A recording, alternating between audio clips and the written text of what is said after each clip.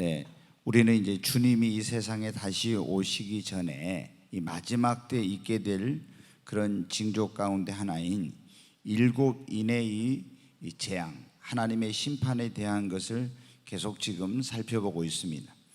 지난번에 일곱 인 가운데서 넷째 인까지 했습니다. 한번 우리가 이 공부를 말씀을 다시 한번 복습을 하겠습니다. 첫째 인을 떼니까 무슨 말이 나왔어요? 네, 흰말 탄 자가 나왔습니다. 그 다음에 둘째 인을 떼니까 붉은 말, 붉은 말 탄 자가 이제 나오고, 세 번째는 검은 말을 탄 사람이 이제 탄 자가 나왔어요. 그 다음에 네 번째는 청황색 말. 여기 이제 탄자가 있죠. 흰말 탄자, 다 붉은 말 탄자. 이런데 이거를 이제 흰말 탄자는 이걸 해석을 하면은 마지막 때 있게 될 뭐를 의미한다고요? 미호. 자기가 그리스도도 아닌데 자기가 그리스도라고 거짓으로 속여가지고 많은 사람을 미혹을 해가지고 멸망의 길로 이끌어가는 거짓 선지자, 이렇게 이제 예수님 믿는 사람 안 믿는 사람을 미혹해서 멸망의 길로 이끌어가는 이런 역사가 이제 마지막 때 있다고 하는 거였어요. 그 다음에 두 번째 이 붉은 말은 무엇을 의미한다고요? 전쟁을 의미한다고 했어요. 그래서 큰 칼을 받았는데 가서 화평을 제하여 버리고 많은 사람을 이제 죽이는.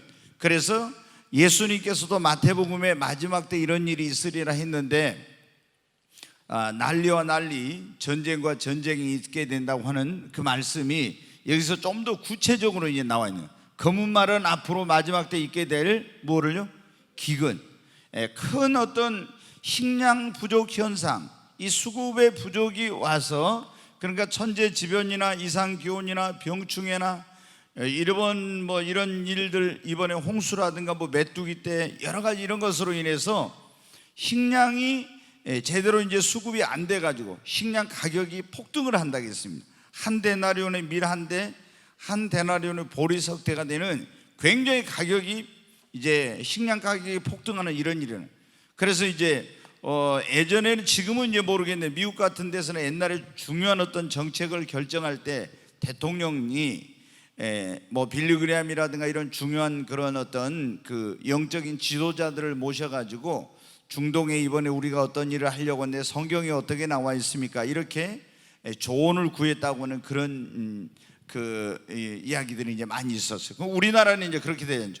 지금 앞으로 이제 엄청난 기근이 올 건데 이런 것을 성경적으로 보면 어떻게 돼요? 요셉이 애굽에 풍년이 들었을 때 흉년을 대비해서 많은 창고를 지어가지고 그 양식을 저장해 놓은 것처럼 우리도 사실은 지금 이렇게 해야 돼요. 근데 계속 지금 우리나라가 보면은 이 쌀 가격이 이렇게 올라가지 않으니까 농사를 안 지으려고 하잖아요. 그래서 굉장히 지금 우리나라 이 식량 자급 자족률이 낮아지고 있어요. 많은 나라에서 그냥 싸게 이제 이렇게 저렴한 가격으로 수입을 할 수 있으니까 이렇게 되는데, 만약에 이거 식량은 뭐냐면 그 어떤 식량 안보라고 하죠. 이게 굉장히 안보적인 측면에서 이걸 해야 돼요. 북한이 여러분 어떻게 합니까? 무기를 아무리 핵무기를 만들어도 그거 가지고는 안 되는 거예요. 북한에 지금 이제 코로나 때문에 또 제재로 인해서 또 이번에 이제 풍수해로 인해서 막 이런 굉장히 어려운 일이 지금 많잖아요. 또다시 고난의 행군이 올지 모른다.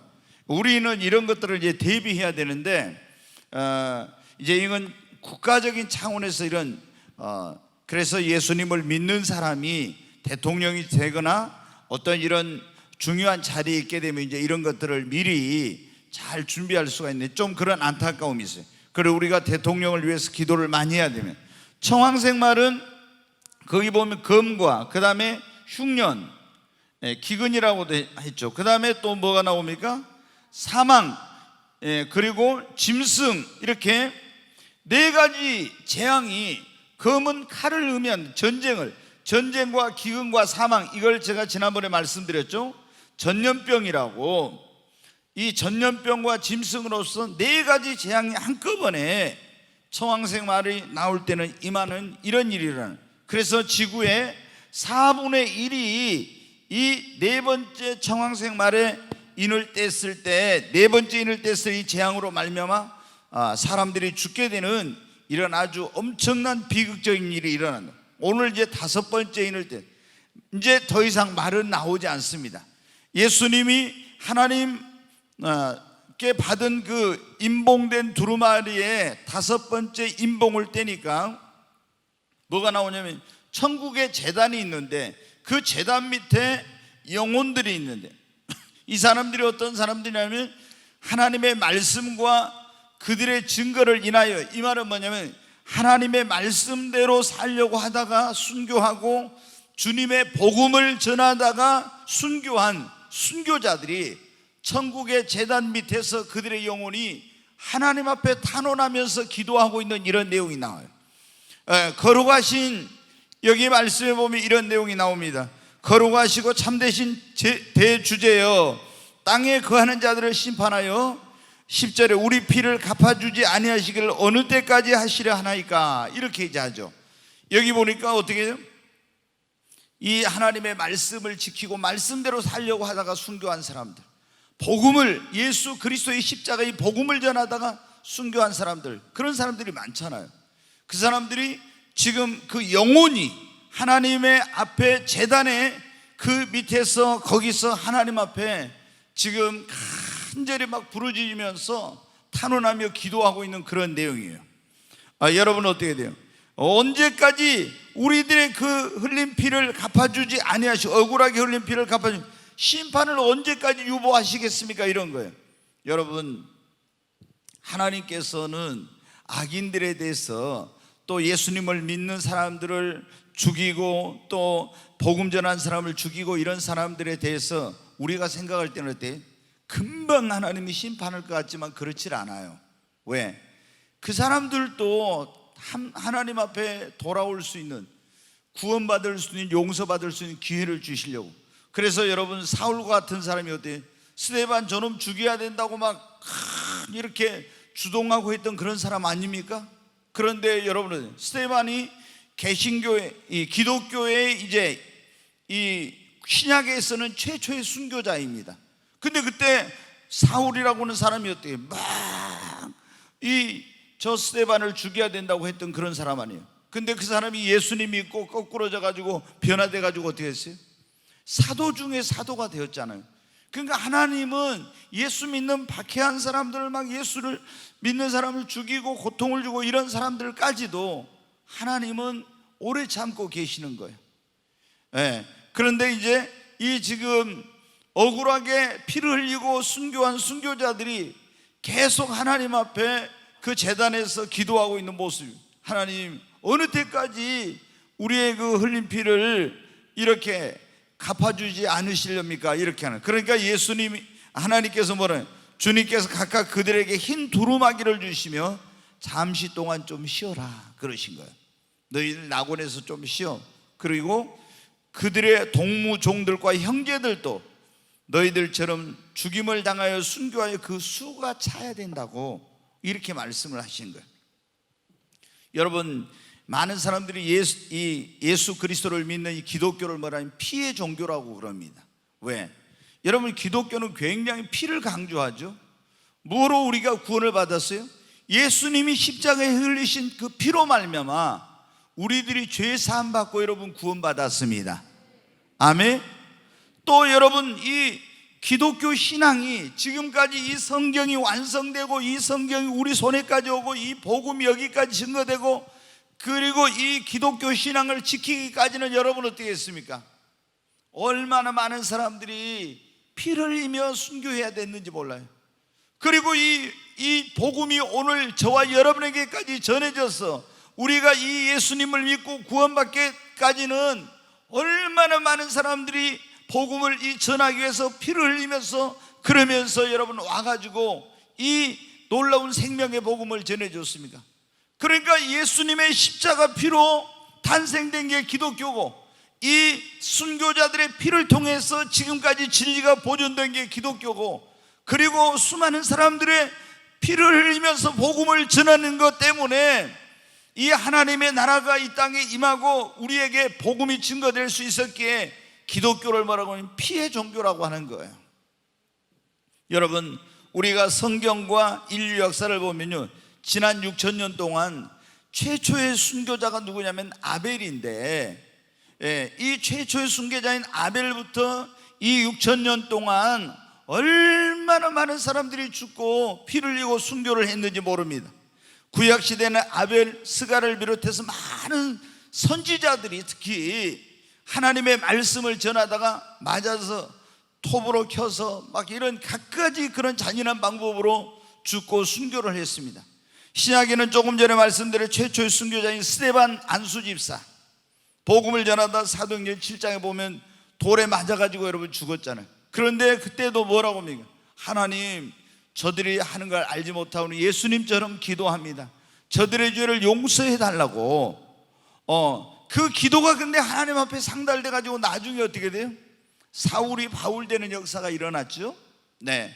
또 여러분, 우리가 12사도 중에는 이 요한계시록을 쓴 요한의 형제인 야고보가 제일 먼저 죽임을 당했잖아요. 그걸 유대인들이 보고 너무 좋아하는 거 보고 헤롯이 어떻게 돼요? 유대인들이 많이 모인 명절에 그 사도 중에 사도인 베드로, 수석 사도인 베드로를 광장에 끌어내서 또 죽이려고 감옥에다 가다 놨었잖아요. 그런데 교회는 어떻게 할 방법이 없어요. 그러니까 하나님 앞에 간절히 마가의 집에 있는 다락방에 모여서 철회하면서 막 기도했더니 하나님이 그날 밤에 누구를 보냈어요? 천사를 보냈어요. 그래가지고 몇 중으로 철저하게 지금 철통같이 탈옥을 하거나 누가 와서 구출하지 못하도록 이렇게 하고 있는데 하나님이 천사를 보내가지고 문을 다 열어가지고 베드로를 여러분 구원해 줄 내용이 사도행전 12장에 나오잖아요. 여러분, 우리가 할 수 없는 일도 하나님 앞에 기도하면 하나님이 천사를 보내서라도 여러분 구원하시고 역사를 이루어 가시는 것입니다. 그리고 이제 12사도들이 보면요, 요한을 뺀 11사도가 전부 다 뭐냐면 이 순교를 했어요. 사실은 사도 요한도 이 요한계시록을 쓴 밤모섬으로 유배를 간 사도 요한도 어떻게 했습니까? 원래 펄펄 끓는 그런 가마솥에다 집어넣어서 죽이려고 했는데 안 죽은 거예요. 그러니까 어떻게 했어요? 다니엘의 세 친구 사드락과 메삭과 아벳느고처럼 안 죽으니까 꺼내가지고 이 지중해에 있는 아주 흉악한 죄인들을 유배 보내는 밤모섬이라는 데로 여러분 유배를 보낸 거예요. 11사도가 다 순교했습니다. 여러분, 뭐 도마는 인도에, 그리고 어떤 사람들은 그때 이 우리나라에까지 복음을 들고 왔었다고 하는 그런 기록이 있다고 여러분. 가야라든가 이런 데가 지금 이제 어떤 사람들은 이 기독교 가야가 기독교 국가였다 뭐 이런 지금 고고학적인 어떤 증거들을 가지고 그런 말들도 하고 있어요. 고인돌이 이게 뭐 무덤이다 이런데 그런 게 아니었다 막 이런 증거들이 요즘 그런 어떤 그 설들이 이제 있거든. 그리고 여러분, 초대 기독교가 어떻게 했습니까? 로마의 황제들에 의해서 어마어마한 박해를 받았어요. 가장 기독교를 극심하게 박해했던 사람이 네로 황제죠. 기독교인들은 이것들은 사람을 잡아먹어가지고 사람을 죽여서 그 살과 피를 먹은다. 왜? 우리가 성찬할 때 그 떡을 예수님의 뭐라고 합니까? 이것은 내 살이요, 이 포도주를 예수님은 내 피라고 그랬잖아요.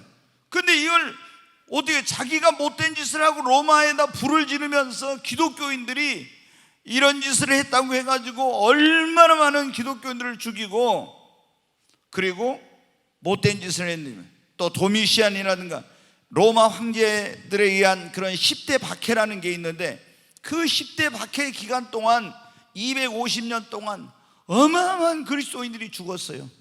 그리고 이제 우리가 아는 대로 콘스탄틴이라는 사람이 황제가 됐을 때 다른 나라하고 전쟁에서 승산이 없었는데 하나님께 간절히 기도했는데 십자가 환상을 보고 와서 전쟁해가지고 극적으로 승리를 하고 이제 기독교인들에게 자유를 선포하게 됩니다. 그런데 지난번에 제가 말씀드렸지만 이 로마 가톨릭 천주교는 진정한 기독교가 아니에요. 원래 로마는 굉장히 뭐냐면 우상 숭배가 심한 그런 나라였어요. 로마 신화라든가 이런 게 보면 전부 다 이상한 게 나오죠. 그런데 이 콘스탄틴이나 그 신하들이 예수님을 믿은 게 아니었어요. 전쟁에 단지 이겼다는 것 때문에 기독교의 국교로 선포하고, 그리고 이들이 교회에 나가서 모든 실권을 다 장악을 했어요. 그래가지고 이방 종교인 로마 종교에 있던 그런 모든 것들을 다 기독교계 안에 가지고 들어간 거예요. 그러니까 여러분, 천주교는 어떻게 돼요? 진정한 기독교가 아니에요. 그래서 로마 가톨릭 거기 베드로 성당 이런 데 가면 다 용 그리고 뱀 이런 그것들이 형상화되어 있는 게 어마어마하게 되어 있고, 그래서 이 사람들은 제사를 지내고, 그리고 이 로마 가톨릭에는 교황이 되기 위해서, 그리스도의 대리자라는 이 사람이 되기 위해서 수많은 사람들을 교황을 독살하고 죽이는 이런 일이 반복되어 왔어요. 여러분 어때요? 지금 굉장히 프란시스코 교황이 평화의 사도로 가장하고 있지만, 여러분 그 무서운 발톱을 항상 이 사람들은 감추고 있다는 거. 가톨릭은 전혀 변하지 않았어요. 그래가지고 로마 가톨릭이 종교개혁하기 전까지 유럽을 완전히 지배하고 장악하고 있었네. 그때 여러분 중세 시대에는 예수님을 진짜로 믿는 사람들을 이단이라고 해가지고 종교재판소를 만들어서 1억 명 이상의 진정한 그리스도인들을 죽였어요. 1억 명 이상이 순교를 한 거예요. 어마어마한 거예요. 여러분, 지금 가톨릭은, 이 로마 가톨릭은, 천주교는 그때나 지금이나 하나도 변하지 않고 오히려 더 나빠졌어요. 천주교에서는 어떻게 하면 마리아를 믿어도 구원받는다, 선하게 살아도 구원받는다, 다른 종교에도 구원이 있다, 이런 걸 다 인정해 주잖아요. 얼마나 여러분, 교황 무호설의 교황은 죄가 없어요. 그가 한 모든 결정은 무효한 거예요. 얼마나 무서운 일이냐면. 그런데 여러분, 지금 가톨릭이 세계 종교 통합 운동을 주도하고 있잖아요. 근데 이 개신교 목사들 가운데 예전에 여러분 부산의 백스코에서 2013년도인가 언제 그때 세계 종교 올림픽이라고 하는 그런 총회를 할 때, 그런데 서울에, 아니 세계에서 제일 큰 장로교 그 목사님이 여러분 뭘 했어요? 거기 준비위원장 하면서 막 한쪽에서는 하나님께 예배드리고 한쪽에 무당들이 와서 향 피우고 뭐하고 막 이런 모든 무당들까지 다 데려다 다른 종교에 같이 그런 짓을 한 거예요. 그러면서 천주교하고 직제 일치운동을 한다고. 여러분, 하나님이 기뻐하실까요? 말도 안 되는 소리예요. 어떻게 여러분 그런 일이 있을 수 있어요? 그런데 이런 지도자들이 지금 대한민국에 얼마나 이런 무슨 그래가지고 오직 예수만 믿어야, 오직 기독교 안에만 참된 복음이 있다, 다른 것으로는 구원받을 수 없다 하면은 편협한 그런 목사로 이렇게 생각하고, 여러분 얼마나 무서운지를 알아야 됩니다. 천주교는 이렇게 지금까지 수없이 많은 사람들을, 여러분 어떻게 진정한 그리스도인들을 죽였어요. 이 천주교 때문에 얼마나 많은 순교자들이 여러분 나온 줄 압니까? 그런데 변하지 않았는데 개신교인들이 정신을 못 차리고, 그 사람들은 자기들이 큰 집이고 너희들은 작은 집이고. 여러분은 아니에요. 여러분, 로마 가톨릭과 기독교는 완전히 다른 거예요. 지난번에도 말씀드렸지만, 우리가 여러분 어때?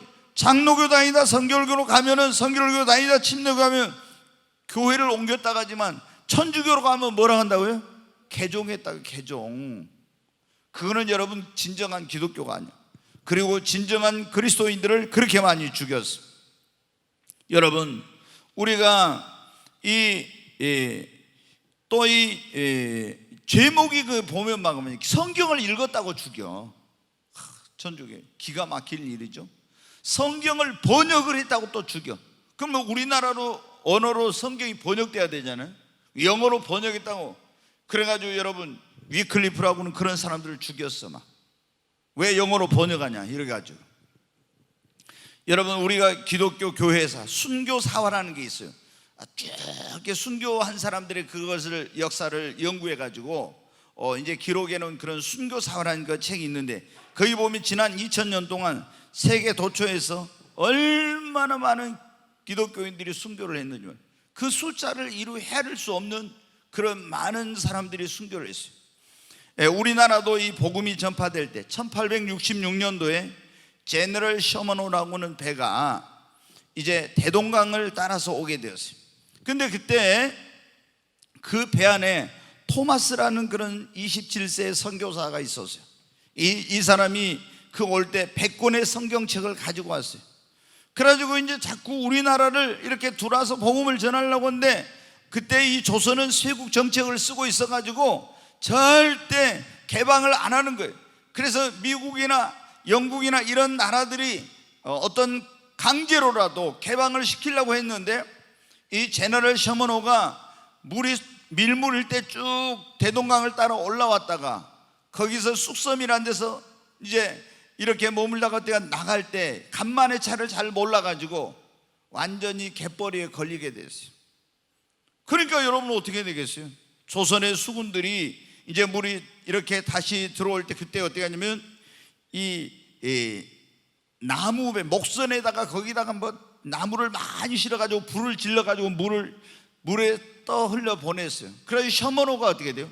불이 붙어가지고 셔먼호에 있는 탄 사람들이 이제 다 죽게 생겼어요. 그래서 이제 막 바다로 뛰어내리고 이렇게 하는데, 이 토마스 선교사는 그 와가지고 100권의 성경을 막 나눠주면서 이렇게 복음을 전했었는데, 이제 그 배가 불이 타가지고 도저히 이제 있을 수가 없으니까 3권의 성경책을 들고 대동강 강물에 뛰어내렸어요. 그래가지고 조선 거기서 이제 그래가지고 어떻게 겨우 무트로 기어 나왔는데, 수군에게 우리나라 이 조선 수군에게 발견돼 가지고 거기서 순교를 하게 돼요. 근데 이 사람들이 3권의 성경책을, 오늘 제가 그걸 자세히 말씀드렸어요. 3권의 성경책을 가지고 갔는데, 어떤 사람은 그걸 갖다가 벽에다 도배지로 발랐는데 그걸 보고 회심을 해가지고 그 집이 다 구원받아. 어떤 사람은 이걸 가지고 갔는데 이게 뭔가 하고 읽어보다 예수님 믿고 구원받아가지고 교회 장로가 되고, 그로부터 여러분 몇 년 있다가 누가 왔어요? 우리 이제 이 조선에 아펜젤러하고 언더우드가 복음을 전하러 이제 들어왔어요, 선교사로.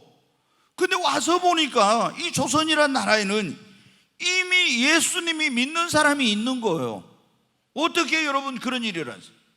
그 토마스 선교사가 순교하면서 전한 그 성경책을 가지고 이 사람들이 여러분 어떻게 돼요? 예수님을 믿게 된 거예요.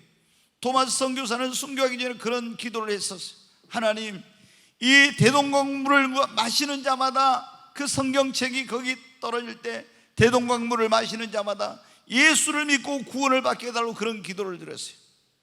여러분, 평양에 대부흥이 일어나고, 평양의 장대원교회에서 대부흥이 1907년도 일어나고 동방의 예루살렘이라고 일컬어지는 이런 역사가 일어난 것이 그냥 된 것이 아닙니다.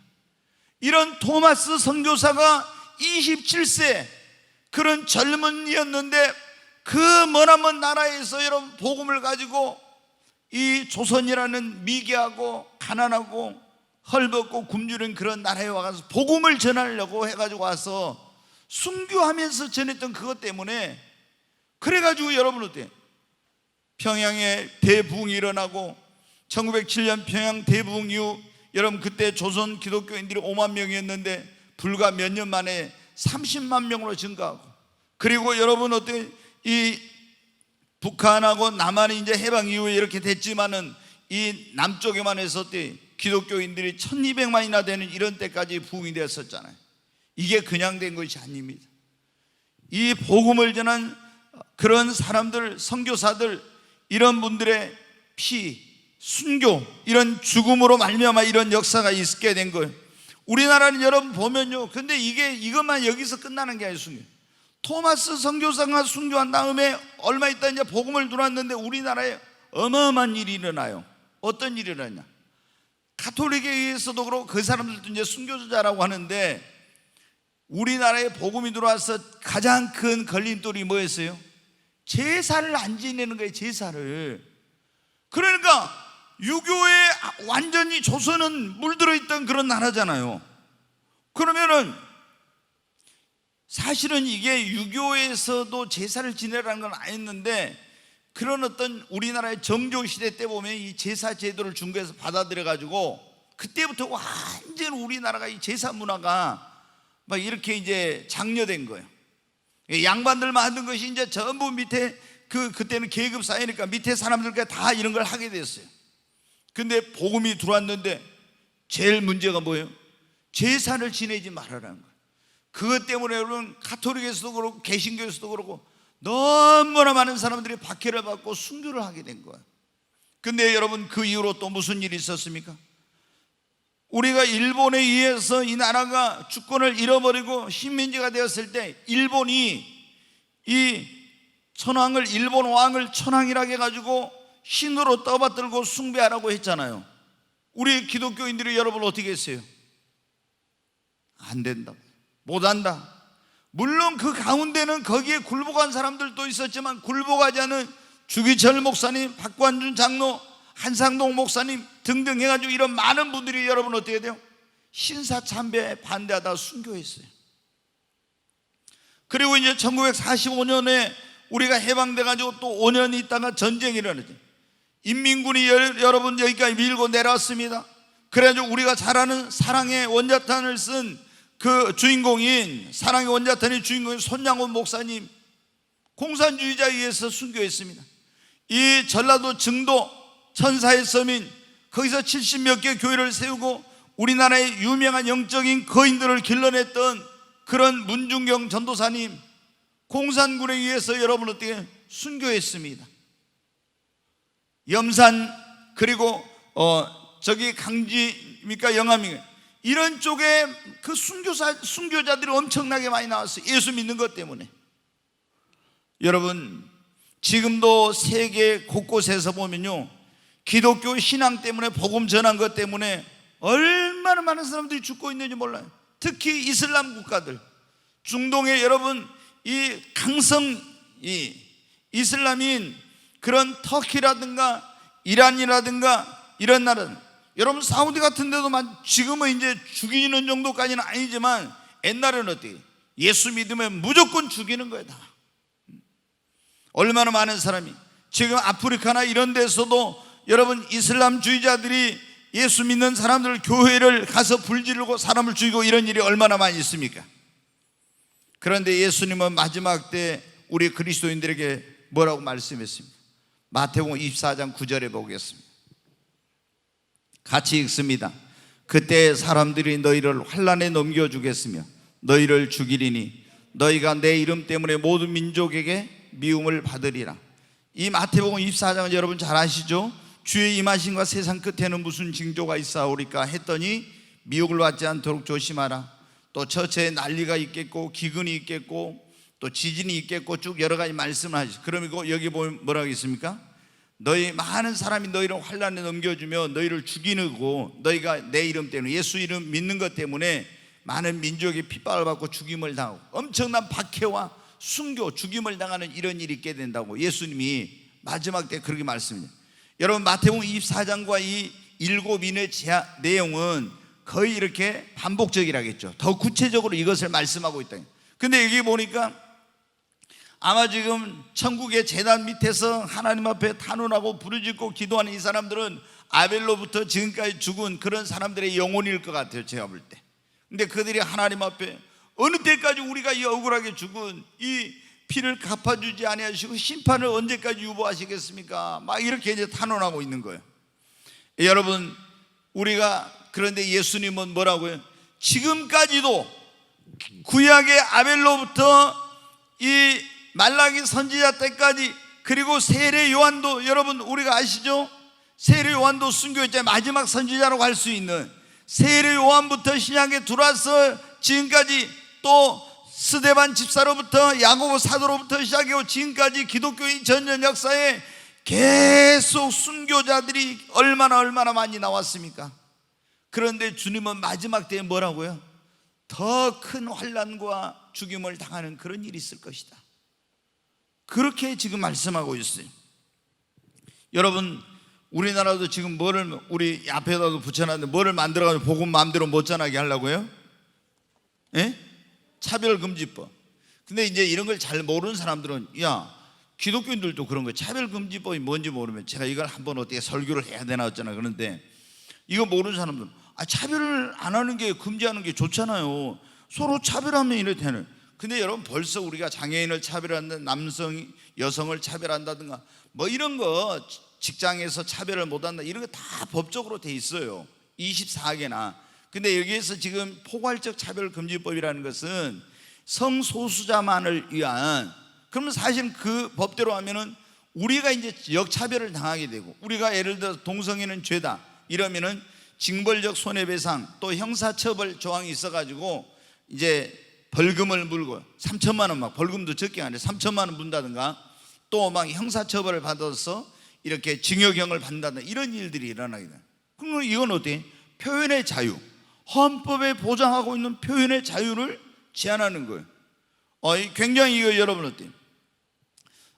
우리가 이건 이제 문제가 돼요. 그래서 복음을 마음대로 못 전하고, 이단을 이단이라고 정죄할 수 없고, 이런 문제들이 이제 생겨나니까 우리가 하는데, 어떤 분은 제가 보니까 막 그런 거예요. 이런 차별금지법이 제정되고 막 이렇게 하니까 앞으로 일체 복음을 못 전할 거라는데, 그거는 이 기독교를 모르는 사람들이 그런 거예요. 어떤 분이 유튜브에 보니까 제가 영상을 이렇게 뭐 그 사람이 좀 자꾸 막 이렇게 종말론에 대해서 그 강의를 한다고 해서 내가 들어보니까 앞으로 절대 복음 못 전한다고 그러더라고요. 여러분, 왜 절대 복음 못 전해요? 우리는 복음을 어떻게 합니까? 목숨을 내놓고 전하는 거예요. 기독교인들은 어디에서 아무리 못 전하게 해도 복음은 어떤 방법으로든 다 전했어요. 지금까지 복음을, 하나님의 나라는 뭐하냐면 누룩과 같다고 했죠. 누룩이 어떻게 이 작은 누룩이 전체를 이렇게 부풀리고 다 이렇게 모르는 것처럼, 하나님의 나라는, 소련 옛날에 중국 이런 데서 여러분들 그렇게 박해를 했어도 돼. 중국이 개혁 개방 정책을 해가지고 딱 하니까 어떻게 돼요? 중국의 기독교인들이 1억이 있었어요. 여러분, 세계 최대 기독교 국가가 어디냐면 보니까 중국이었어요. 얼마나 모택동 문화혁명 이후로 기독교인들을 많이 잡아다 죽이고, 그 순교, 얼마나 많은 순교했냐면, 근데 복음 못 전해요? 네, 예수님 믿는 사람은 죽음이 두렵지 않아요. 진짜로 믿음을 가진 사람, 예수님을 진짜로 믿는 사람은 죽음이 두렵지 않아요. 왜? 죽으면 천국인데. 아멘. 근데 뭐 차별금지법 뭐 어떻게 한다고요? 복음 못 전한다고? 이것들은 믿음이 없는 것들이라 그래요. 진짜 기독교가 뭔지 모르니까 그런 거예요. 여러분, 소련이 어땠습니까? 그렇게 예수 믿는 사람들을 박해하고, 공산주의 국가니까 유물론을 주장하고 이렇게 하니까, 아주 이 공산주의는 기독교를 최대적으로 여기잖아요. 그래서 얼마나 많이 소련에서 시베리아로 유배 보내고 죽이고 막 이런 일을 했습니까? 그러나 여러분 어떻게 해요? 소련이 무너지고 거기에 가니까 얼마나 많아서, 그리고 이 하나님의 말씀을, 성경을 비밀 루트를 통해서 계속 보내고 막 이렇게 했잖아요. 어떠한 환경, 어떤 상황이 와도 여러분, 복음이 전파되는 건 중단되지 않습니다. 북한에서 그렇게 3대 세습 체제를 하면서 그렇게 해도 지금 북한에 어떻게 돼요? 지하교회가 있고 지금 거기 예수 믿는 사람 있잖아요.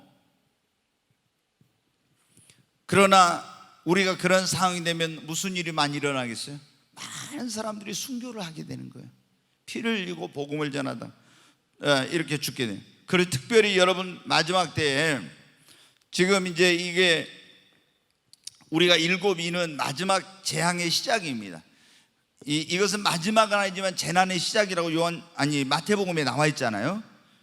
이건 끝이 아니라 재난의 시작이라고. 인을 떼면 그때부터 재난의 시작이 되는 거예요. 어떤 분은 이걸 바로 7년 대환란의 이제 시작이다 이렇게 말하는데, 조금 그거는 저도 지금 아직 확정적으로 말하기는 어려워서 제가 지금 기도하고 있는데, 여러분은 재난의 시작이 시작되는 거예요. 이제 첫째 인을 때릴 때부터. 그럼 다섯째 인은 어때요? 자, 우리가 지금 오늘 다섯째 인인데,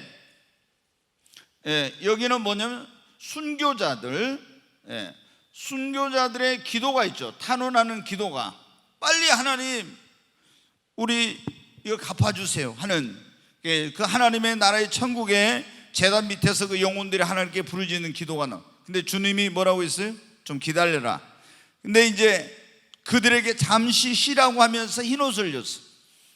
흰옷은 여러분 여러 가지 의미가 있는데, 이제 우리가 예수님을 믿으면은 우리가 하나님의 의롭다함을 얻었다 해서 입는 우리가 구원의 옷이 있어요. 그 제가 지난번에 한번 그런 말씀, 우리가 반드시 입어야 될 옷이 있는데, 첫째 예수 그리스도의 의로 옷 입는 이 옷을 입어야 돼. 이 구원의 옷이라고. 두 번째, 예수 그리스도를 믿고 구원받은 사람들은 무슨 옷을 입어요? 성령을 받아서 권능의 옷을 입어야 됩니다. 아멘. 권능의 옷. 그 다음에 우리가 마귀와의 싸움에 승리하기 위해서는 반드시 무슨 옷을 입어야 돼요? 하나님의 전신갑주를 입어야 돼요. 그 다음에 우리가 그리스도의 신부로서 주님 혼인잔치에 들어가기 위해서는 계시록에 나오죠. 의의 뭐를 입어야 돼요? 세마포를 입어야 돼. 이 네 가지 반드시 옷을 입어야 되는 거예요. 이거를. 그 어떤 사람은 구원의 옷만 입고 있어요. 이거 가지고 안 돼. 능력 있는 그리스도인들은 반드시 성령 세례 받고 성령 충만을 받아서 뭐 해야 돼요? 권능의 옷을 입어야 됩니다. 그래서 예수님은 그러죠. 너희가 이 성을 떠나지 말고 위로부터 권능으로 이 비울 때까지 기다리라겠죠. 우리 보통 무슨 말 합니까? 엘리야의 겉옷을 엘리사가 받아가지고 권능이 임했다 그러잖아요. 그게 제가 그래서 막 저를 위해서 기도할 때 어떤 분들 그러잖아요.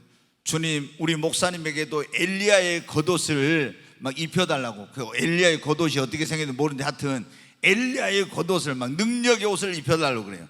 근데 제가 그게 경험을 했어요. 경험을 98년 7월 24일 날 하늘이 열리고 그 다음에 26일 날 주일날 예배를 드릴 때요, 지금 우리 부목사님 그때 강도사님 때 찬양할 때 저기서 하고 있는데 무슨 말씀을 전했는지 안 가르쳐줘서 제가 여기 강단에 무릎 꿇고 주여 무슨 말씀 전해야 됩니까 하니까 일어나라 하는 그런 하나님의 음성이 들려서 일어나서 이렇게 딱 누웠더니 찬양을 하고 있는데 제 눈에서 눈물 콧물이 쏟아지면서 나 같은 죄인을 구원해 주신 하나님의 막 그 구속의 은총이 밀려오는데 손을 들고 막 눈물을 흘며 찬양을 했어요.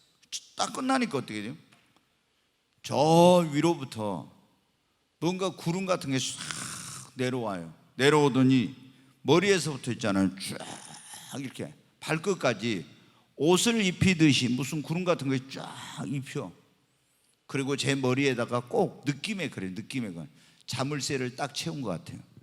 그러더니 내 의지대로 안 되고 이제 성령님께서 하는 대로 모든 게 그때부터 그날, 그래가지고 오전 11시에 시작된 예배가 오후 4시까지 5시간 동안 드려질 때 그렇게 성령이 뭐 말씀이 오는데 이 말씀이 막 빛의 속도로 오는 것 같아요. 무슨 말씀을 저는 이 머릿속 막 오는데 강력한 막 목소리도 들리고 막 엄청난 그날 일이 일어났죠. 근데 이렇게 뭐요? 권능의 옷을 그때 입게 된 거예요. 권능의 옷을. 그러니까 여러분 우리가 예수를 믿고 구원의 옷을 입어야 돼. 권능의 옷을 입어. 그 다음에 뭐라고? 마귀에 싸우려면 전신갑주를 입어야 됩니다. 이거 안 입고는 영적인 싸움에 승리할 수가 없어요. 에베소 6장에 나오잖아요. 너희는 하나님의 전신갑주를 입으라고. 여러분 전부 전신갑주를 입어야 됩니다. 그 다음에 우리가 하나님의 어린 양의 혼인잔치에 참석하려면 의의 세마포를 입어야 됩니다. 근데 거기 보면 빛나고 깨끗한 세마포. 여기 근데 우리가 사대교회 사자에게 7교회 편지를 보낼 때 예수님이 뭐라고 했습니까? 이기는 자는 그 이름을 생명책에서 흐리지 아니할 것, 지우지 아니할 것이요. 그리고 뭐라고 했습니까? 내가 그에게 흰옷을 입혀주겠다고 그렇게 말씀했잖아요. 여러분 그래서 여기 오늘 말씀해 보면 순교자들에게 주님이 뭘 주셨어요? 흰 두루마기를 줬잖아요. 요즘 젊은 사람들은 잘 모르죠. 두루마기 옛날에 있잖아요. 두루마기, 흰 두루마기를 줬어. 그러면 승리자들이다 이 말이에요. 너희는 죽기까지 뭐냐? 이 승리자들에게. 그러니까 이 사람들은 여러분 순교자들이 어떤 사람이에요? 복음을 전한다, 믿음을 지키기 위해서 말씀대로 살려고 하다가 핍박이 오도 이런 걸 목숨을 내놓고 그걸 이겼던 사람들이잖아요. 그래서 이 사람들에게 승리자들에게 주는 옷을 입혀주시고 잠시 쉬어라 그래. 언제까지? 너희 동무들과 형제들처럼 그 수가 너희처럼 죽어서 수가 다 찰 때까지, 순교자의 수가 차야 된대. 그때까지 잠시 너희 영혼이 어디서 낙원에서 쉬라는 거예요. 여러분 이제는 그 남은 숫자가 차야 되는 그것이 우리 몫이 될 수도 있어요. 우리 몫이 될 수도 있다니까요. 다음엔 여러분 순서일 수도 있어요. 별로 안 좋아하시는 표정 같은데, 네, 죽을 수 있으면 주님을 위해서 죽으십시오. 정말 몇 년 좀 더 살라고, 조금 더 살라고 발버둥 치지 말고, 내가 말씀을 위해서, 예수님을 위해서 죽을 기회가 왔으면 살려고 절대 하지 말고 꼭 죽어요. 아멘. 진짜 내가 보면은 막 살려고, 아니 예수님 위해 죽을 수 있는 것이 얼마나 큰 영광인데, 이게 얼마나 큰 영광인지 몰라요. 여러분, 순교자, 어떤 사람을 순교자는, 우리가 보면요 막 그런 사람들이 있더라고요. 아니 진짜 이 사람은 순교자의 반열에 설 수 있는 사람이 아니야. 그런데 우리나라에 이 순교자의 개념이 정립이 좀 안 된 것 같아요. 그래가지고 막 순교자라고 하는데, 내가 보면 왜 저 사람이 순교자예요? 그런 생각이 들 때가 있어요. 여러분, 순교자는 어떤 사람이 순교자? 오늘 얘기했대, 하나님의 말씀과 말씀대로 살려고 하다가 여러분 어떻게 돼요? 죽임을 당한 사람이 순교자예요. 아멘. 그 다음에 예수의 증거, 복음을 전하다가 죽임을 당한 사람이 여러분 순교자입니다. 그러잖아요. 네. 그 다음에 믿음을 지키려고 하다가, 믿음 지키려고, 자, 말씀대로 살려고 우상숭배 절대 안 하고 다니엘의 새 친구처럼 안 하려고 해. 하라고 해도 안 해. 목숨 내놨어. 그렇게 해가지고 죽으면 뭐예요? 순교예요. 그 다음에 복음 전하다가 사도들처럼, 스데반처럼 이렇게 죽임을 당하면 이건 뭐예요? 순교한 거예요. 그 다음에 여러분 어떻게 돼요? 믿음을 지키려고. 주기철 목사님 어떻게 합니까? 우상숭배 하라는데 이게 천황을 숭배하라는 못한다. 초대교회 성도를 로마 황제를 신으로 숭배하라, 못한다. 나 외에 다른 신을 섬기지 말고, 못한다 이거예요. 말씀대로 살려고, 믿음을 지키려고. 네가 여기서 예수를 부인하면 살려준다. 그래가지고 여러분 어떻게 돼요? 죽음을 택했잖아요. 이 사람들이 여러분 뭐입니까? 순교자, 이런 사람들이. 그 다음에 성경에 보면 적그리스도와 마지막 때 뭐가 나온다. 이제 왜 이렇게 마지막 때 이 순교자가 엄청나게 나오게 되냐면요, 적그리스도가 나온다겠죠. 요한계시록 이제 13장에 보면 적그리스도가 나오고, 그 다음에 뭐냐면은 적그리스도를 우상화하는 거짓 선지자가 나와요.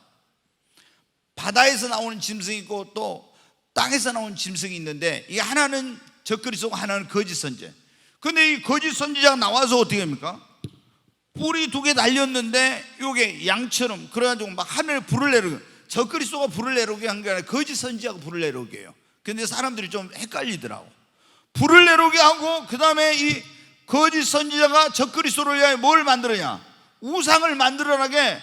그래가지고 불도 내려오게 우상으로 말을 하게 하고, 인공지능을 할지 어쩔지는 모르지만 마귀 능력으로 할지 말을 하게. 그 다음에 또 뭐를요? 666표를 만들어가지고 이 표를 안 받으면 물건 사고 팔고 못하게 하고, 적그리스도에 경배하라, 그 우상에 절하라, 666표 받으라. 안 한 사람은 다 어떻게 해요? 다 죽인다고 나왔잖아요. 계시록 13장에 나왔잖아요. 그러니까 마지막 때 어떻게 해? 지금까지 경험해보지 못한 인류 역사에 가장 무서운 박해와, 그리고 여러분은 엄청난 순교 역사가 일어나는 거예요. 그 전에는 여러분 어떻게 돼요? 로마에서 있었고, 한국에서 있었고, 어디 아프리카에서 있었고, 중동에서, 이런 식으로 부분적이었지만, 이런 사건은 적그리스도가 세계 정부를 만들어서 이렇게 세계를 지배하면서 하기 때문에 전 세계적인 박해와 이런 엄청난 일이 일어나는 거예요. 그 순교자들도 어마어마하게 일어나고. 그래서 근데 지금 여러분 세계가 돌아가는 거 보면 뭐가 가까워요? 이 마지막 때 7인을 뗄 때가 됐고, 그리고 적그리스도 나타날 때, 이런 모든 육룡 시스템이 지금 다 갖춰져 가고 있잖아요. 얼마나 지금 우리가 살고 있는 때가, 그때가 가까웠는지 몰라요. 여러분, 우리는 반드시 이런 죽으면 죽으리라 신앙으로 일사가고, 주기철 목사님의 그런 신앙이 그거죠. 일사가고, 그 신앙으로 신사참배 안 하고 승리했는데 우리들도 이런 신앙을 가져야 되겠습니다. 순교한 사람들은 여러분 어떻게 되니? 그 영혼이 낙원으로 갑니다. 아멘. 우리가 여기서 목 딱 잘리거나 죽는 것도 보면요, 여러분, 야, 이게 순교사나 그 순교사 역사나 이 교회사에 봐보면 그게 나와요.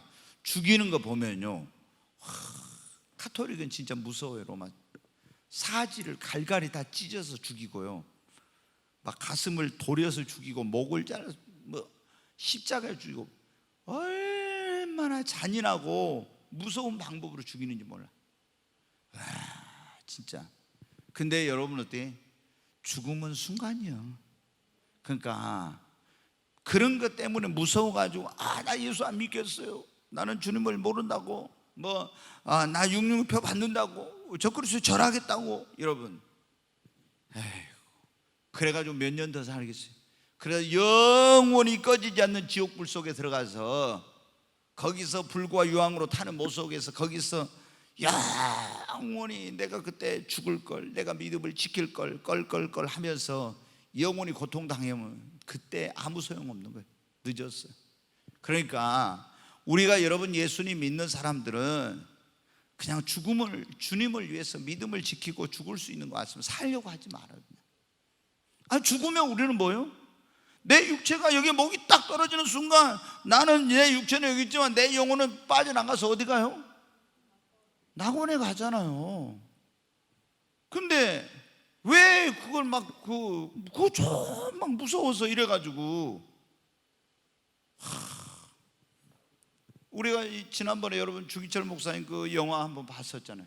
그 감동 받았죠. 근데 목사들 가운데도 봐요, 얼마나 비굴한 인간들이 많이 있는지. 그런 것들이 주의 종이라고. 그러니까 그 밑에 있는 사람들은 어떻게 돼요? 다 목사 따라서 예수 부인하고, 그리고 그래가지고 막 그 목사들이 여러분 어때, 막 비행기 2차 세계대전때 일본들 뭐하고 거기다가 헌금 모아가지고 막 돈 갖다 주고 이런 목사들이 있었어요. 이런 사람들이. 예, 근데 여러분 어때? 신사참배하고 그런 국가 어떤 의례 행사다 이런 식으로 하면서, 아니 일본 그 왕이 신이라고 거기다 절하라는데 말도 안 되는. 근데 여러분 어떻게? 예수님 믿는 사람들이 믿음이 없으면 막 죽음이 무서워가지고 다 주를 부인하고 이렇게 한다니까요. 우리가 딱 순교하면 어때요? 우리 영혼은, 육체는 여기서 곧 이렇게 되지만 영혼은 바로 낙원으로 가요. 천사들이 받들려서 낙원으로. 그리고 안식에 들어가요. 요한계시록 거의 14장 한번 보겠어요. 14장 같이 한번 읽습니다. 또 내가 들으니 하늘에서 음성이 나서 이르되 기록하라. 지금 이후로 주 안에서 죽는 자들은 복이 있도다 하시매 성령이 이르시되 그러하다. 그들이 수고를 그치고 쉬리니 이는 그들의 행한 일이 따름이라 하시더라. 아멘. 여기 보면 그들이 성령이 그러다 수고를 그치고 쉰다겠죠. 앞에 다시 보여주세요. 거기 여기 보면 또 내가 들으니 하늘에서 음성이 나서 이르되 기록하라. 지금 이후로 이제 엄청난 요한계시록 14장 박해가 오거든. 666 이런 것 때문에 표를 안 받는. 그런데 주 안에서 죽는 자들은 뭐가 있다고요? 복이 있다고. 주 안에서 적그리스도 절 안 하고 우상 경배 안 하고 우상에게 절하지 않고 666표 안 받아가 죽는 자들은, 주 안에서 죽는 자들은 뭐가 있어요? 복이 있다고. 저희가 모든 수고를 쉬고 이제 안식에 들어간다는 거예요. 아멘. 네. 그리고 부활 때는 어떻게 합니까? 첫째 부활에 참여해. 그럼 멸류관을 써요. 그리고 천년왕국에서 왕노릇. 요한계시록 20장 4절 보겠습니다. 앞으로 가면 이제 또 나오겠죠. 같이 읽습니다. 또 내가 보좌들을 보니 거기 앉은 자들이 있어 심판하는 권세를 받았다. 이 심판하는, 보좌에 앉아가지고 심판하는 권세를 받았어요. 그래서 이 사람들이 누구냐? 같이 읽겠습니다. 또 내가 보니 예수를 증언함과 하나님의 말씀을 때문에 목배임을 당한 자들의 영혼들과 짐승과 그 우상에 경배하지 아니하고 그들의 이마와 손에 그의 표를 받지 않은 자들이 살아서 그리스도와 더불어 1000년 동안 왕노릇하니. 하나님의 말씀과 예수의 증언함을 인하여서, 그리고 짐승과 그의 우상에 경배하지 않고 이마 손에 표를 받지 않아서 죽은 자들이, 순교한 사람들이 살아가지고 첫째 부활에 참여해서 그리스도로 1000년 동안 뭐예요? 왕 노릇대. 그러니까 우상에게 절하지 않는다 죽는다고 하거나 육류표 안 받아 죽은 이런 기회가 왔으면 절대 살라고 생각하지 말라니까요. 그때 죽어요. 그냥 옆에 있는 분은 그때 죽읍시다 그래요. 네. 아멘. 살지 말고 죽어야 됩니다. 진짜 살지 말고 죽어야 돼. 왜 좀 더 살라고 그래요? 그냥 이 좋은 기회가 왔는데 우리에게 이런 기회가 어떻게 올 수가 있겠어요? 아무나 순교할 수 있는 기회가 오는 거 아니에요. 근데 나한테 하나님 이런 주를 위해서, 복음을 위해서 내가 순교할 수 있는 기회가 주셨으니 감사합니다 하고 여러분들이 딱 죽어야지 왜 거기서 좀 살려고 하냐고.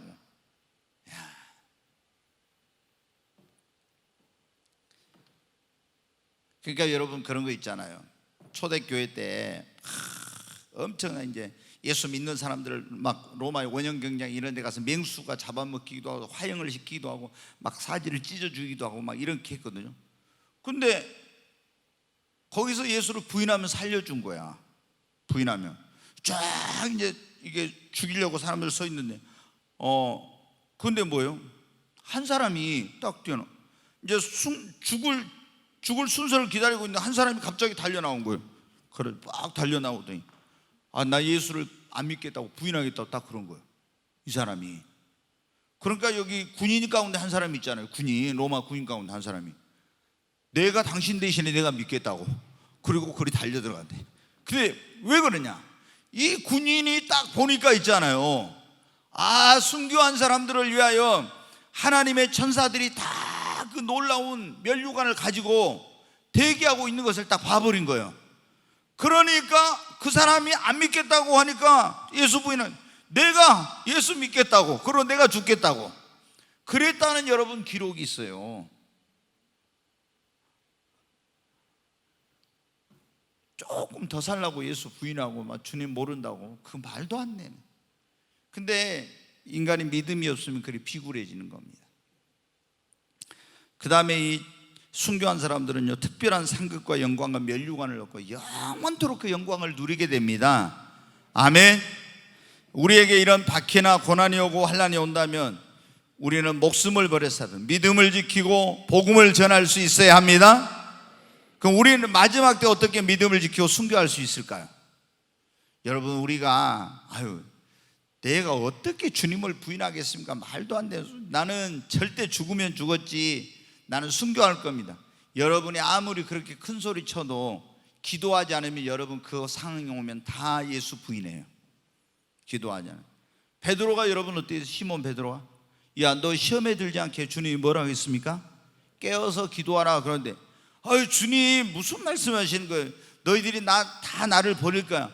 아니 내가 주와 함께 죽는데도 가겠습니다. 어떻게 나를 어떻게 보고 하시는 거예요? 그랬죠. 그런데 계집아이가 너도 예수 한 패지, 너도 갈릴리 사람 그 무리지 이렇게 하니까 뭐라고 했어요?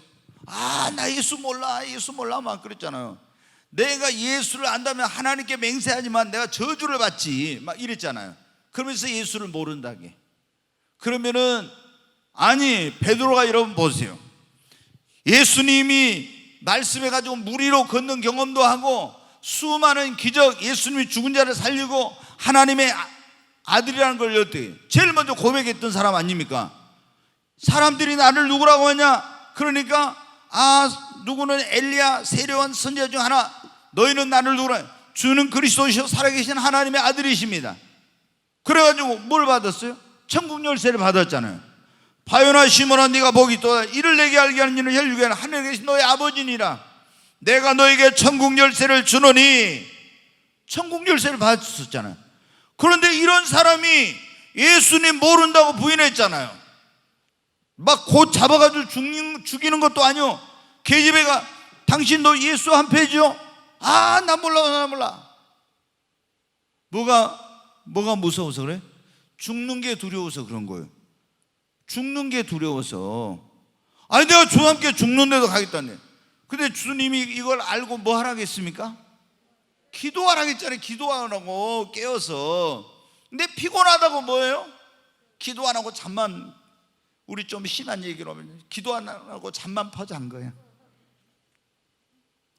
여러분 어떻게 해야 돼요? 여러분도 피곤하다고 그냥 잠만 퍼자면 안 돼요. 절대로.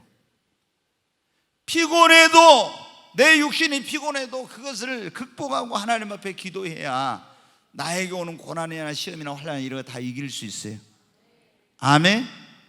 내가 아무리 난 절대 예수 부인 안 해, 나는 주와 함께 죽어, 나는 육육일표 안 받아, 나 저 그리스도의 우상에 절하지 않아, 그렇게 여러분이 다짐하고 또 다짐했어도 기도하지 않는 사람은요, 고난이 오면 못 이겨요.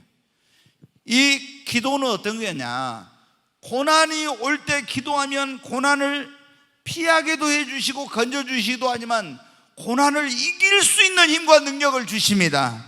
시험을 이길 수 있는 힘과 능력을 주십니다. 이게 더 놀라운 거예요. 고난이 피하게도 하나님이 해주시지만은 고난이나 시험이나 환난이나 이런 것을 이길 수 있는 힘을 주시는 거예요, 기도할 때. 그러니까 기도 안 한 사람은 어때요? 아, 나 이거 이런 짓 하면 안 되는데, 이 죄 지으면 안 되는데, 그러면서도 어떻게 돼요?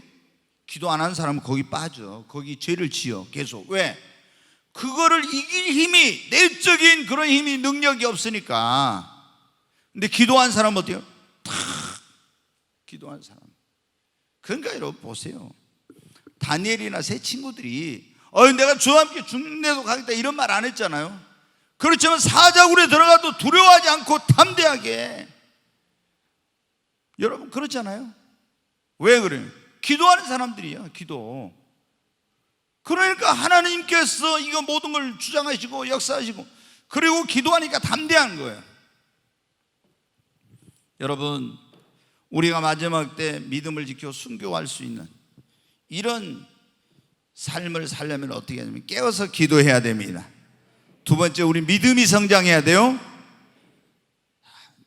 우리 히브리서 11장을 무슨 장이라고 그래요? 지금 우리가 나눠서 저기 하고 오늘 막 계속 이제 태풍 몰려온다고 하니까 무서워가지고, 또 태풍이 무서워서 또 교회 못 오신 분들 있잖아요. 그럼 코로나 무서워서 교회 못 오고, 태풍이 무서워서 못 오고, 야, 이거 이제 이러다 보면 어떻게 되려고. 나 한참 제가 교회 개척하면서 생각하기를, 우리 교회 성도들한테 특전사 같은, 군대로 하면 특전사 같은 그리스도인을 만드는, 그런 스파르타식 영적인 훈련을 시켜서 스파르타의 군대와 같은 일당 100의 그런 일당 1000의 어떤 환경이나 이런 것도 영향받지 않는 전천후 신앙을 가진 성도가 되게 해야 되겠다 하는 이런 마음을 가졌는데, 요즘 보니까 태풍 온다고 안 오고, 뭐 비만이 온다고 안 오고, 무엇이 코로나 때문에 안 온다고 이러면 이게, 그러면 언제 와야 되나? 참, 이게 눈 많이 온다고 안 오고 뭐 그러잖아요. 목숨 걸고 이런 신앙생활은 진짜 하나님 앞에 우리가 축복을 받으려면요, 딱 신앙생활을 최고 우선순위에다 놓고 해요. 근데 히브리서 11장을 우리가 뭐라고 해요? 믿음의 장이라 하죠. 다 믿음으로 하나님 기쁘시고, 믿음으로 하나님께 축복을 받고, 믿음으로 승리하고, 다 이런 게 나와요. 근데 히브리서 11장이 믿음의 장인데, 히브리서 11장 한번 보겠어요. 네, 같이 읽습니다. 또 어떤 이들은 조롱과 채찍질 뿐만 아니라 결박과 옥에 갇히는 시련도 받았으며, 돌로 치는 것과 톱으로 켜는 것과 시험과 칼로 죽임을 당하고, 양과 염소의 가죽을 입고 유리하며 궁핍과 환난과 학대를 받았으니. 여기 보면, 거기 놔둬봐요. 37절 놔둬. 여기 돌로 치는 거, 돌로 맞아, 스테반 좀 돌로 쳐 맞아 죽어요. 톱으로 켜서 또 죽였어. 그 다음에 그 시험과 칼로 죽임을 당하고, 양과 염소의 가죽을 입고, 다 이게 했으니까, 빼앗겼으니까 유리하며 궁핍과 환난과 학대를 받았으니. 그런데 뭐라고 했어요? 38절. 이런 사람들은 뭐라고 해요? 세상이 감당하지 못하느니라. 그들이 광야와 산과 동물 토굴에 유네. 이 사람들은 뭐예요? 믿음으로 톱으로 켜든 칼로 치든 다 빼앗기든 무슨 일을 하든지 어떻게 돼요? 믿음으로 그런 거 두려워하지 않고 다 이겨냈다. 그래서 이 사람들은 세상이 뭐예요? 감당하지 못할 사람들이. 저는 오늘 여기 오신 여러분, 우리 꿈의 교회 성도님들이 이 지금 유튜브를 통해서 이 지금 설교를 듣고 있는 모든 분들이 세상이 감당할 수 없는 그리스도인이 되기를 바랍니다. 세상을 이긴 이김은 이것이니 곧 우리의 믿음이라 했잖아요. 아멘. 믿음으로 여러분 죽음도 이길 수 있습니다. 믿음이 성장해야, 그래야 여러분 나에게 오는 환난이나 시험이나 핍박이나 이런 걸 죽음 두려워하지 않고 이길 수 있는 거예요. 그런 거 믿음이 없는 사람은 어때요? 아유, 죽는다는 거 아니고 조금만 뭐 해도 막 벌벌벌 해가지고 못 이겨요. 여러분 다 예수 부인하고 육류표 받고 다 부인해. 근데 믿음이 있으면 어때요? 아니 사드락과 메삭과 아벳느고가 뭐래? 평소보다 7배나 뜨거운 불불 속에 집어넣는다는데 뭐라고 합니까?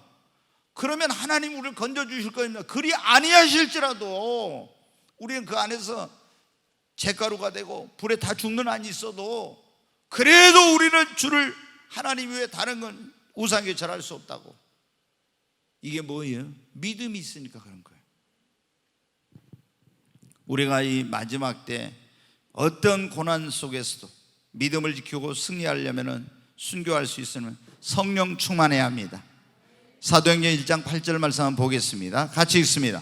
오직 성령이 너희에게 임하시면 너희가 권능을 받고 예루살렘과 온 유대와 사마리아 땅까지로 내 증인이 되리라.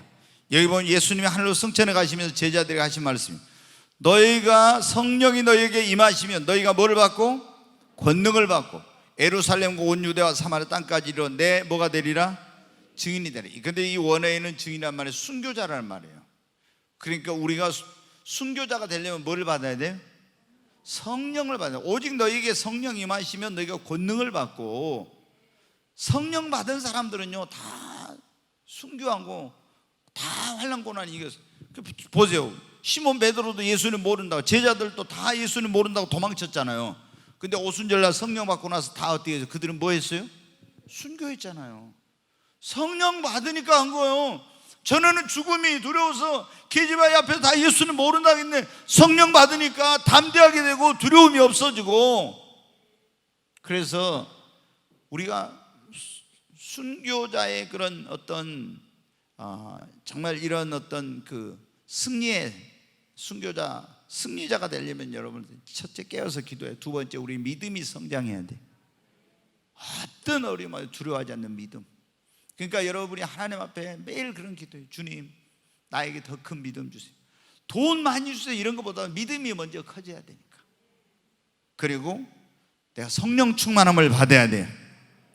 그리고 우리가 일하는 환난이 올 때, 시험이 올 때 그걸 이기고 순교할 수 있으려면 평상시 환난을 이기는 훈련을 여러분 해야 됩니다. 그러잖아요. 지금 여러분 보세요. 저는 그래요. 제가 지난번에 왜 하나님이 코로나를 허락하셨는가 그 설교를 했는데, 코로나 바이러스, 이제 이 코로나 바이러스 때문에 사람들이 어떻게 됩니까? 교회 가면은 거기 감염돼가지고 뭐 한다, 무서워서 막 계속 언론에서 많이 이렇게 하니까 교회를 못 와. 그럼 여러분 어때요? 코로나 바이러스 때문에 교회를 못 오면은 예배를 제대로 못 드리고, 그러면 어떻게 돼요?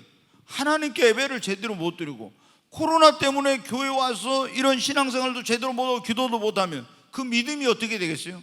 점점 믿음이 떨어지지. 그러잖아요. 아니 이 코로나 무서워가지고 이 걸려서 죽을까봐 두려워서 하나님 앞에 예배도 제대로 못, 기도도 못, 신앙생활 제대로 못하면은 환난이 오면 여러분 이기겠어요? 아니 태풍 온다고 교회 예배 못 오고 이런 것 저기면 더 큰 시험과 환난 오면 그거 이기겠습니까? 못 이겨요. 그러니까 이런 모든 나에게 오는 이런 시험과 환난과 어려움을, 이걸 여러분 어때요? 계속 그런 이기는 것 삶을 살고 훈련을 해야 돼. 그래야 내 목숨을 앗아가는, 내 이 목숨을 내놓는 이런 어떤 환경과 이런 일에 처해져도 두려워하지 않게 여러분 되는 것입니다.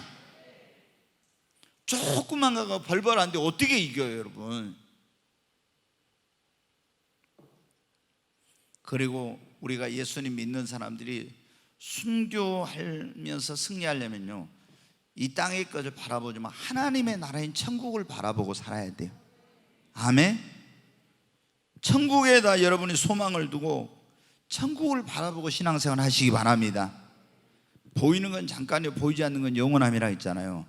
이 히브리서 11장에 그리고 지금 요한계시록에도 마찬가지고, 이 요한계시록 여기에서 지금 뭐를 보여주냐면은 주님이 천년왕국, 그 다음에 또 뭐를 보여줘요? 새하늘과 새 땅 보여주잖아요. 천국이죠 이것이. 새하늘과 새 땅이 사실은 천국이에요. 이게 영원한 천국이에요. 이거를 왜 초대교회 성도들한테 편지를 써서 이렇게 다 보내주면, 이 편지를 요한계시록 편지로 받았을 때 초대교회 성도들이 엄청난 박해 가운데 있었잖아요. 특히 서머나 교회 같은 경우는 어마어마한 박해를 받았잖아요. 그런데 이 성도들에게 뭐라고요?